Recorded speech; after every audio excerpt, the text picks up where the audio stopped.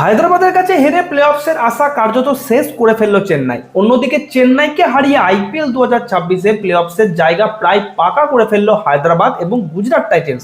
IPL 2026-এ ইতিমধ্যেই 63 নম্বর match শেষ, আর play অফসের লড়াই এখন ভয়ঙ্কর রকম কঠিন হয়ে দাঁড়িয়েছে। একটি স্পট অলরেডি কনফার্ম, দুটি স্পট প্রায় নিশ্চিত হয়ে গেছে। এখন লড়াই শুধু একটা জায়গার জন্য, আর সেখানে এখনো 3টে দল টিকে আছে। তাই আজকের এই ভিডিওতে আমরা দেখব আইপিএল 2026-এর আপডেটেড পয়েন্ট টেবিল এবং ডিপলি অ্যানালাইজ করব কোন দল এগিয়ে কোন দল পিছিয়ে, কে অলরেডি কোয়ালিফাই করেছে আর কারা অলরেডি অফিসিয়ালি এলিমিনেট। তাই ভিডিওটি শেষ পর্যন্ত দেখবেন। আপনি কোন দলের ফ্যান কমেন্টে জানাবেন। ভিডিওটি ভালো লাগলে একটা লাইক করে চ্যানেলটিকে সাবস্ক্রাইব করে বেল আইকনটা প্রেস করে রাখুন। আইপিএল এর গ্রুপ পর্বের শেষ সপ্তাহ শুরু হয়েছে সোমবার থেকে। চেন্নাইয়ের ঘরের মাঠে মুখোমুখি হয়েছিল সিএসকে এবং হায়দ্রাবাদের টিম। এই ম্যাচের আগে আরসিবি ছাড়া আর কোনো দল প্লে অফসে অফিসিয়ালি কোয়ালিফাই করেনি। 3টি জায়গার জন্য লড়াই ছিল 7টি দলের। কিন্তু আজকের ম্যাচের পর ছবিটা অনেকটাই পরিষ্কার। মুম্বাই এবং লখনৌ আগেই ছিটকে গেছিল, হায়দ্রাবাদ জেতায় সিএসকের সম্ভাবনা প্রায় শেষ, আর হায়দ্রাবাদের এই জয়ের ফলে গুজরাটও কার্যত প্লে অফে কোয়ালিফাই করে গেল। তাহলে এবার পয়েন্ট টেবিলটা দেখে নিই। দশম স্থানে আছে লখনৌ সুপার জায়ান্টস, 12টি ম্যাচের 4টি জয়, 8টি হার, 8 point, net run rate -0.701। Play অফের আশা শেষ, অনেকদিন আগেই এলিমিনেট। নবম স্থানে আছে মুম্বাই ইন্ডিয়ান্স, 12টি ম্যাচের 4টি জয়, 8টি হার, 8 পয়েন্ট, নেট রান রেট -0.504। এই দলও ইতিমধ্যেই ছিটকে গেছে। অষ্টম স্থানে আছে কলকাতা নাইট রাইডার্স, 12টি ম্যাচের 5টি জয়, 1টি বাতিল, 11 পয়েন্ট, বাকি 2টি ম্যাচের 2টিই জিততে হবে।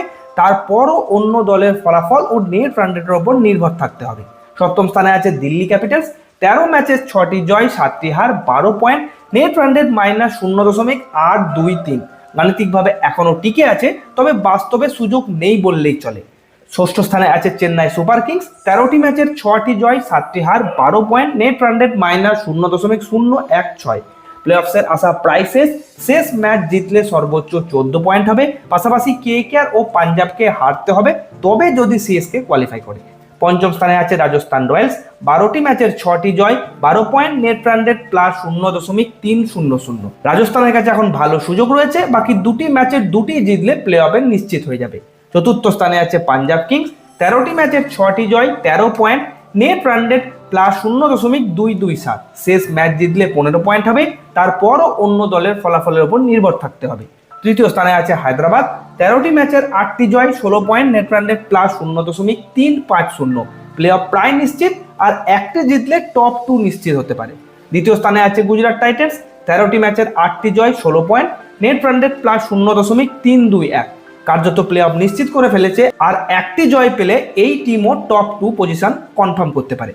আর বন্ধুরা, সবশেষে প্রথম স্থানে আছে রয়্যাল চ্যালেঞ্জার্স ব্যাঙ্গালোর, 13টি ম্যাচের 9টি জয়, 18 পয়েন্ট, নেট রান রেট +1.065।